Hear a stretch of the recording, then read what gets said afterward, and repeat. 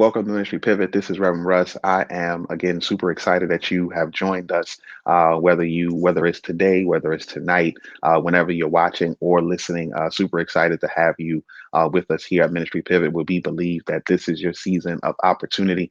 You know by now that I record the intros and the podcast later, so you'll see me say some of that again. But again, just excited to have you on and excited to have all of you on who are watching, who are listening, not just nationally, but even globally. There are people who are watching and listening, and I'm humbled and excited by that. Want to jump into our conversation with Nona Jones today as we talk about digital ministry.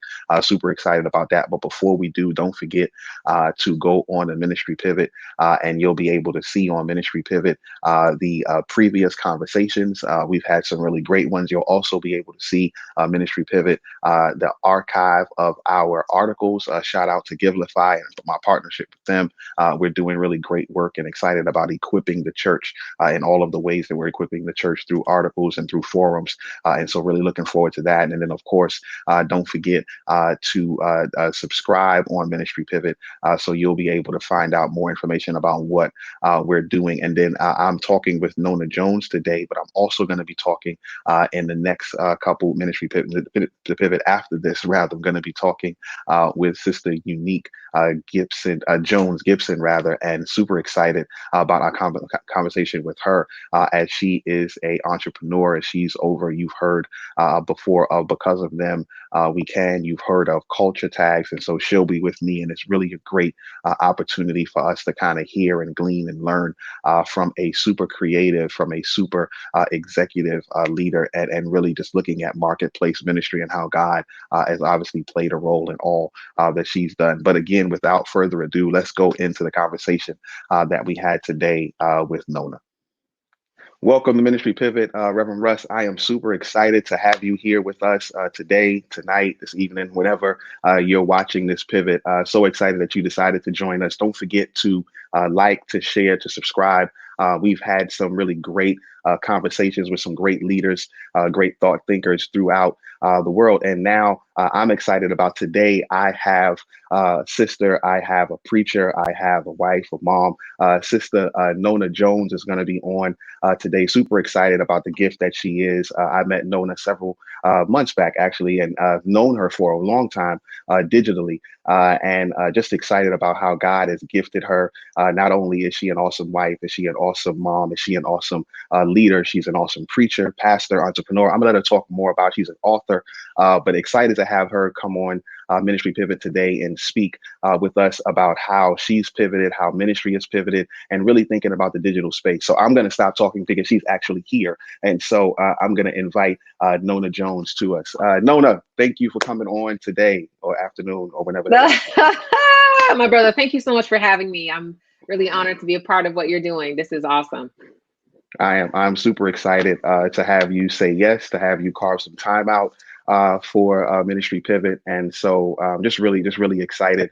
I gave a brief bio to what God has allowed you to do. I hope by now many people know your story about leaving the corporate America, coming into Facebook, and then now you've launched off and done several different ministry opportunities. And I really am just appreciative of how you continue to lean in to what God is allowing you to do. But because I did such a brief bio on you, I do, and I know I have everybody do it. I want you, if you can, just to speak a little bit more about your background, kind of your ministry experience, so that for those that may somehow been somewhere else and they don't know who you are, they'll be able to hear a little bit from you on your background. Oh, well, let me tell you, first of all, you did an incredible job with the introduction. I would be shocked if people knew who I was, to be perfectly frank. But to give you a little bit of context, I'm in ministry now. My husband and I pastor a local church, but I did not grow up in the church. I did not grow up in a Christian home. And so it wasn't until I was in the sixth grade that a classmate invited me to church. And it was shortly after that, I was about 11 years old when I started my walk with Jesus. Fast forward to when I was about 16 years old, I had been identified as a leader pretty early on. I was, teaching Sunday school. I was leading our youth ministry. But when I was 16, I sensed that there was a deeper call on my life. I sensed a calling to preach. And so I went to my pastor and I shared with him that I felt the sense that I needed to preach the gospel. And he agreed. And so a year later, I got licensed into ministry as a minister of the gospel at 17 years old.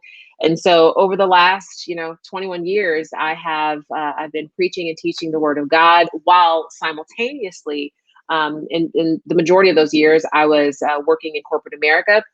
Started off in my first executive role at the age of 23. I was in a Fortune 100 company. I often tell people I somehow ended up in that role. It was too early. I was too naive. I didn't know what I was doing, but God was gracious to me and favored me, and had been in executive roles, progressively responsible roles for the last, I don't know, 15 years or so of my life. And similarly, simultaneously, have also been in ministry. So my, I guess, duality of vocation has been, on the one hand, leading in a local church, ministering in local churches across the world, but then also having to be very strategic and very thoughtful about, the profitability of organizations simultaneously. So yeah, I've kind of worn a couple of hats across my ministry and career. Yeah, well, you've worn several hats, and you've worn them well, and they're different hats. You're real stylish with your hats. I follow you online, so I see the hats. But I wanted our listeners who are watching, who are listening, to kind of hear some of that background, because I'm going to ask you the ministry question that I've asked everyone to think through, is what. And I'm sure you've had to answer this in another way, but I've been asking everyone the question. What was the immediate thought around when COVID actually hit? So for us, it was the third week in March 2020. Mm-hmm. I remember, and Black Church, and so I remember talking to my pastor, and we were laughing. Shout out Pastor Matthew Watley, Kingdom Fellowship, and I remember us talking. I remember us saying, "Man, if we knew last week was the last time we could shake them and rock them, we would have shook him and rock him," because we, Mm-hmm. nobody anticipated that Mm-hmm. that was going to be it. Like, Yeah. it. And so my Mm-hmm. question, the first question, but before we start talking about ministries that you've seen pivot, how you've made pivots, just kind of help us understand a little bit what you were thinking in that moment. I love this question for a few reasons. So I lead faith partnerships at Facebook. I've been in this role for 3.5 years now. My primary function is my team and I work with denominations, associations of pastors, local churches, to really help them leverage Facebook for online ministry. And the way that I've Yeah, termed it is digital discipleship. That is not in my yeah, job description. That's just the way that I think about it. mhm, Internally, we work with our product teams to make sure that we're building the right tools and resources that ministries need in order to function. I start there because, been in this role for 3.5 years. Last February, had been in the role for about 3 years. And on February 4th, I was heading to London. The day before, February 3rd, 2020, Barna Research Institute had released their 2020 State of the Church report. And mhm, I had bookmarked it on my iPad with the intention of reading it during my flight to London, because I was heading to London to keynote a conference about digital ministry. And mhm, so, we get up to cruising altitude, and I pull up my iPad and I recline my chair and I'm like, let me just read through this report. And there was a section of the report that listed out the top concerns on pastors' minds. It was a list of 22 items, and they were ordered chronologically. So the number one item was the most important. The number 22 was the least.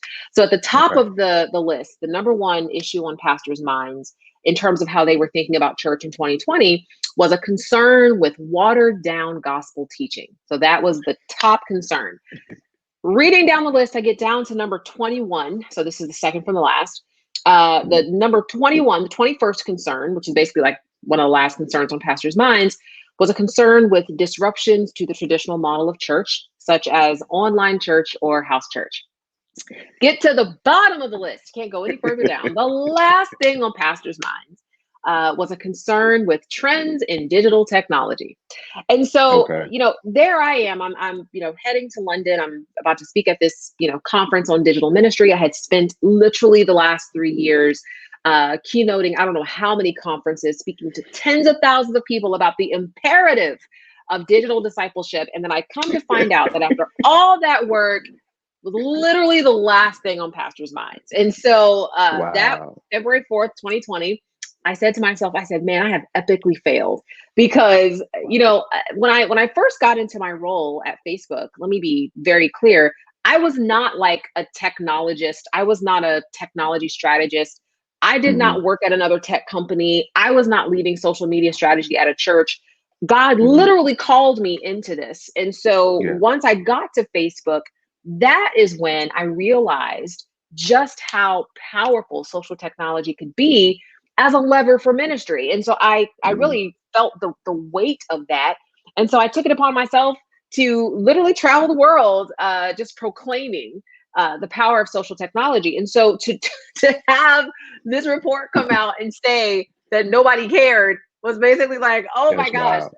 And Yeah. then obviously, fast forward a few weeks later, suddenly the last thing on pastors' minds was the very first thing on pastors' minds. Did you have And a big my sign that said "I told you so"? Did you put a no, "I told you so" sign up? I didn't even have time to do I'm that just because messing. I got the texts Yeah. and the calls and the DMs and the emails, and everybody was like, what are we gonna do? And so Yeah.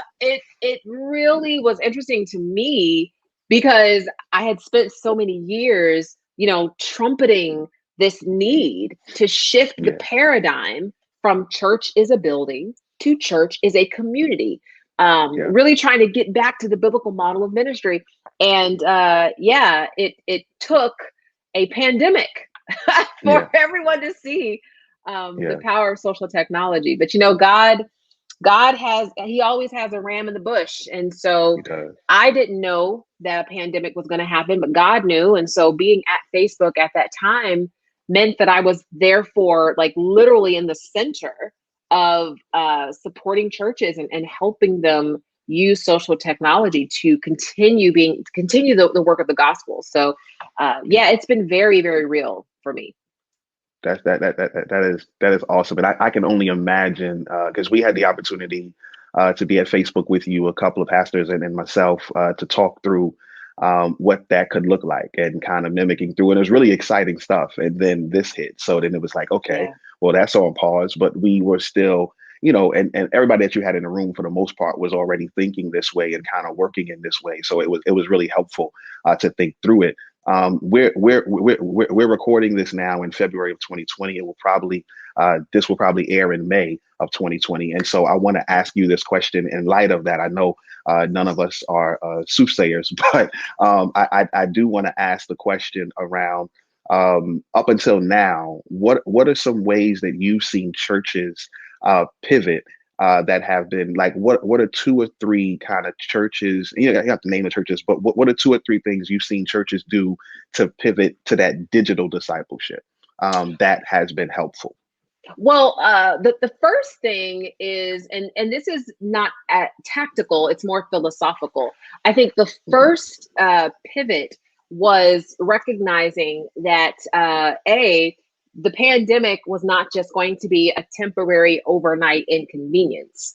Recognizing that there would have to be a fundamental change in the way that church happened. Yeah. And for some churches, they were not able to make that pivot. In their mind, if we don't meet at a building, we're not having church. And so I know of several churches that actually suspended services because they said, well, if we can't meet in a building, then we can't have church. And so for those who have been able to recognize that, church actually isn't a place, it's a people. Yeah. They've been able to make the shift in their mind that, okay, well, we can use other tools in order to and to gather the church together. So that's Yeah. the first thing. I think the second thing that I've seen, which has been interesting, is people understanding that there are 168 hours in the week now. So we're no longer limited to 60 minutes or 90 minutes in a building on a Sunday.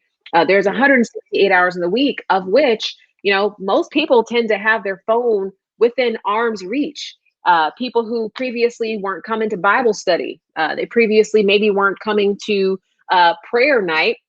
They're Hmm. showing up when you're going Yeah. live because it doesn't require them to put on clothes and get in a car and drive somewhere. They can go just from their phone. And so I think churches that have started to really kind of seize the 168, I think Yeah. have found a lot of success there. And I think finding new ways to engage people online. I'll never forget because I joined Facebook back in 2017. Shortly after I joined, the algorithm that was governing how content was distributed from pages was changed. And there was a ton of weeping and gnashing of teeth because Yeah. people were like, people aren't seeing my stuff anymore. Well, the way that the algorithm changed is it changed to prioritize engagement, which meant people would see content that people were interacting with because the Hmm. algorithm then assumed that if people are interacting with it, it must be something people want to see. And so I think where churches have been successful is they have been able to kind of emerge from this very content focused strategy to a community focused strategy, which is instead of Yeah. making statements, let's ask questions.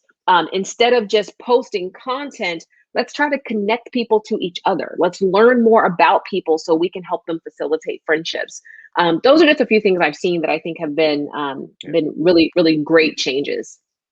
I think that's great, and I wanna dig into the content stuff in 1 second, but I want to highlight something you said, and I want to talk about it from the other side as well. So there are a ton of hours throughout the week that people now have their phones readily accessible. They're there so you can connect with them. But one of the things that I've been trying to share with churches too is that also means that you don't have to just focus your Sunday morning recording Yeah, on one day. Like yeah, you now have 6 days to make that 1 hour the best it could ever be.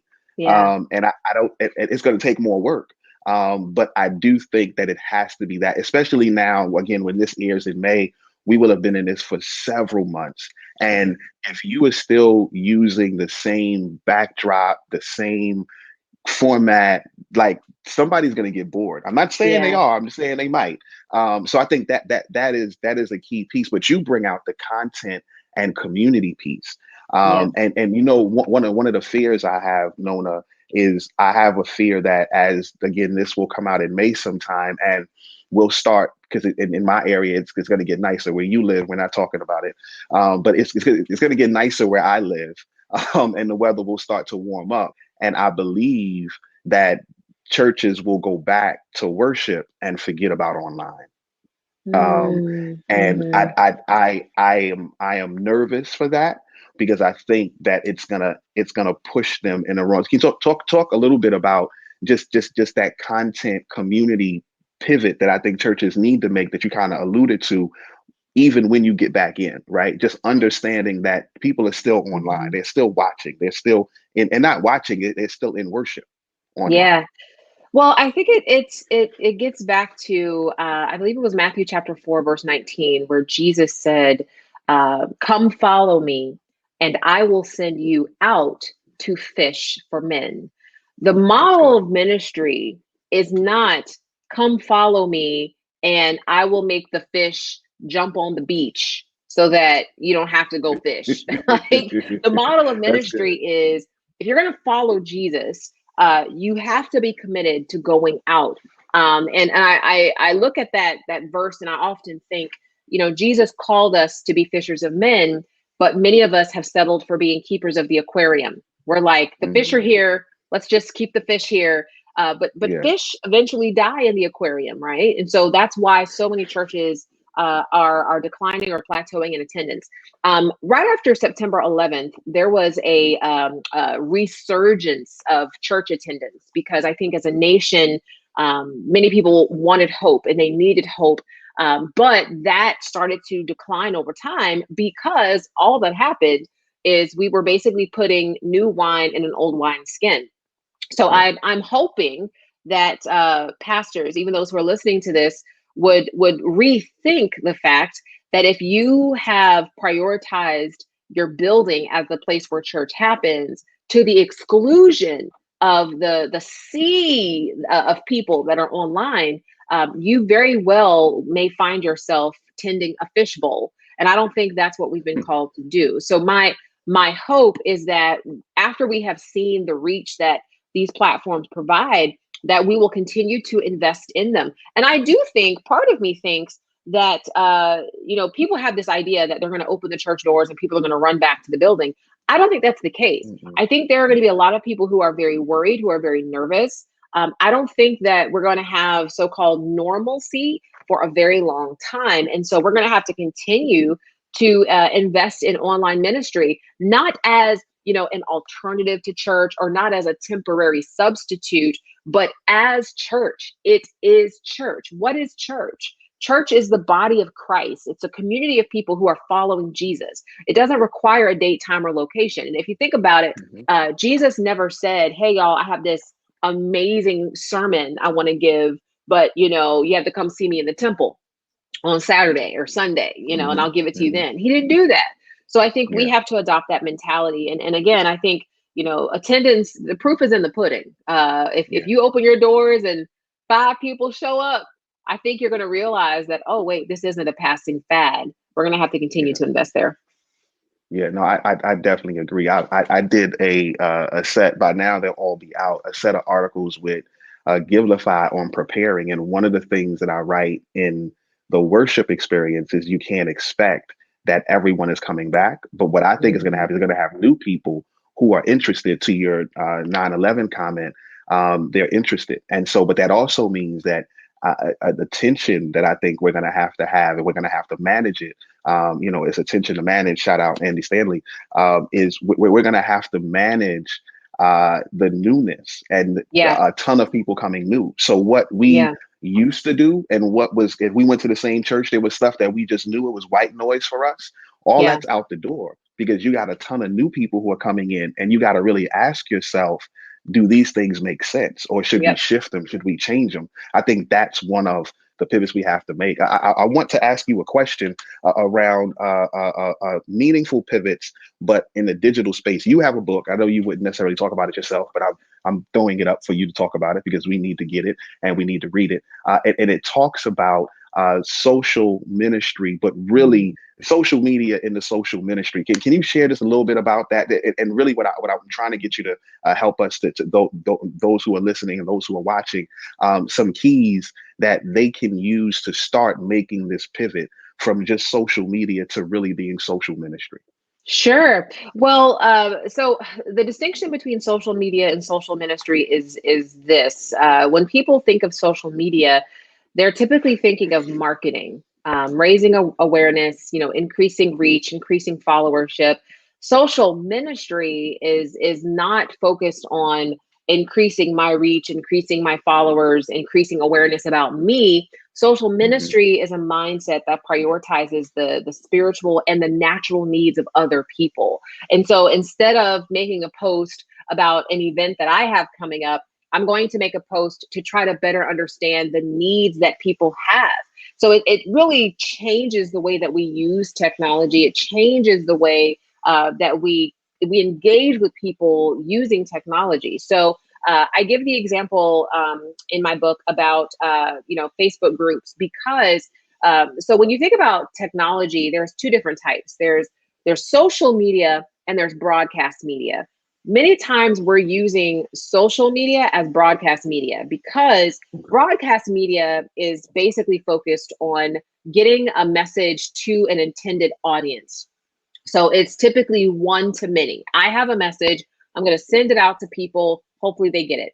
Social media is about facilitating communications and conversations between and among people. So it's not one to many, it can be many to many, or it can be one to one that then shares to many, and many are having conversations about it. So the difference is, whereas on a Facebook page, you might make a post that is a statement.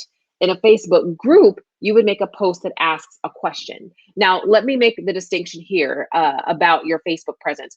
Think of your Facebook presence like a house where your Facebook page is your front porch. All right. So the front porch, it's in the public domain of your house. Anybody can see your front porch if they happen to be driving down your street. Intimate, deep relationships do not happen on a front porch. Facebook Live is like your front door. So you open the door, you can interact with the people on the front porch. But if you really want to build relationships and you really want to help people deepen their faith, you need a space where you can disciple people. And what is discipleship? Discipleship is the relational maturation of your faith, which means you need to be able to invite people inside of your home in order to have conversations. That's what Facebook groups are. They're like your living room, they're like your kitchen. They're a space where people can be invited into your home so you can have conversations. So I try to encourage ministry leaders to make sure you have all three. Most people are doing really well with the page, they have a page. Many people are doing well with the live. They're going live, especially during this season where you can't necessarily gather in person. Everyone's going live.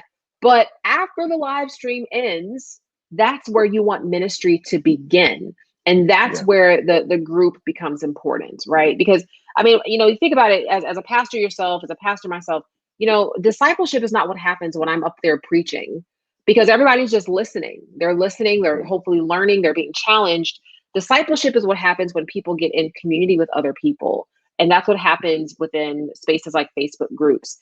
That's why things like YouTube and Snapchat and Twitter, even though they're called social media, they're really broadcast media, because a person is sharing something with a group of people, but the people are not building relationships between and among each other. So it's not exactly social media. So that's the difference between social media and social ministry. Social media is really about awareness and marketing, reach, followership.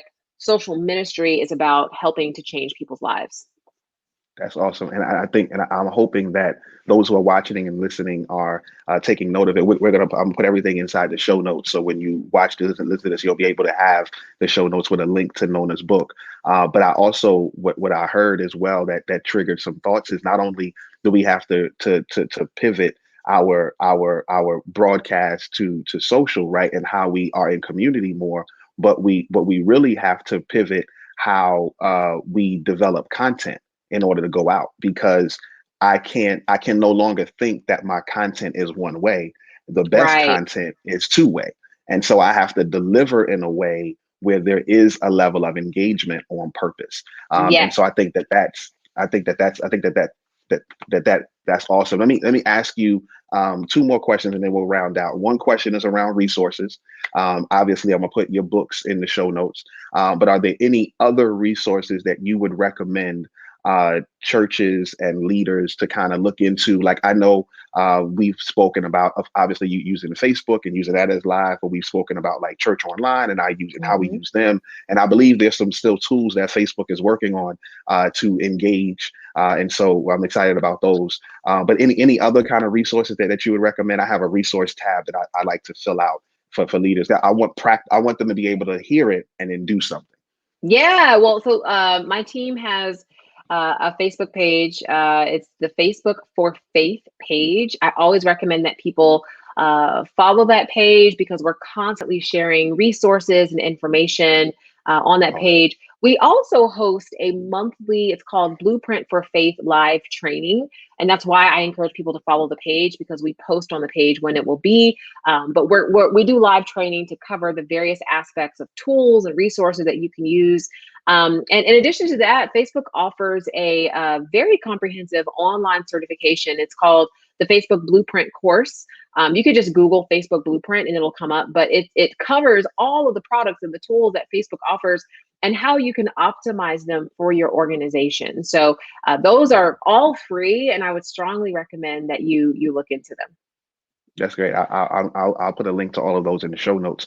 So my last question, I ask everyone this, and I'll start it, but and I'm sure they're tired of hearing me say it, but like the personal pivots, right? So um, obviously COVID-19 has been wild. We pray for all those who lost their lives and had families who lost lives, and we're in prayer for them. But there also has been some benefits, right? So they're being at home with your family more consistently.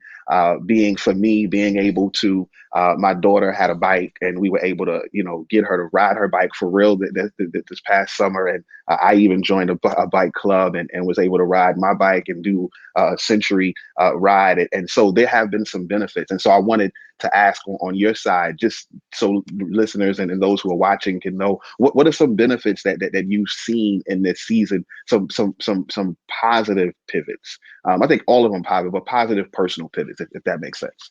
Yeah, well, just being home has been a blessing.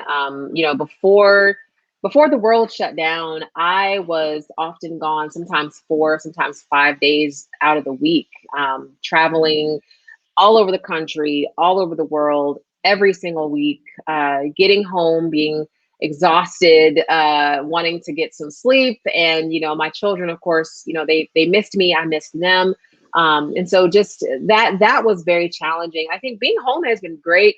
And just being able to really hear from God. The thing is, as much as I, even as a preacher, study the word and pray, when you're traveling, it's very difficult to really hear the voice of God because you're moving so much. And so being home and being able to start my day with quiet time and just really hear God and lean into what God is saying has been a wonderful personal pivot. Also being able to spend time with my husband, and he's so funny because our sons are 11 and 8.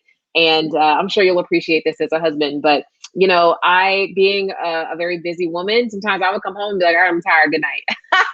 And so now he's so glad to have me because I'm like, I'm rested. I get to be spontaneous and all those fun things. We go out of town and have dinner and have lunch together. So I'm really enjoying this time, and I'm just grateful for health.